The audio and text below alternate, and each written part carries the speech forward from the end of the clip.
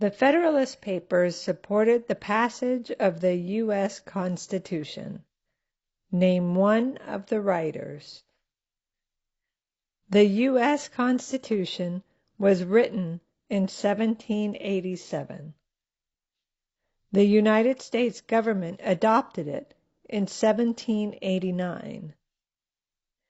In 1787, the Constitution was not yet the supreme law of the land.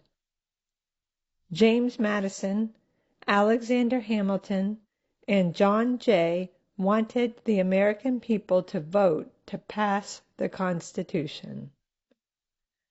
From 1787 until 1788, they wrote 85 articles and essays. The collection of these articles was called the Federalist Papers. All three men published articles using the name Publius. These Federalist articles were published in 3 different newspapers, and a lot of people read them.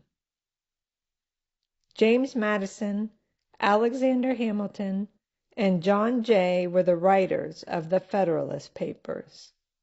They used the name Publius when they published the Federalist Papers in different newspapers.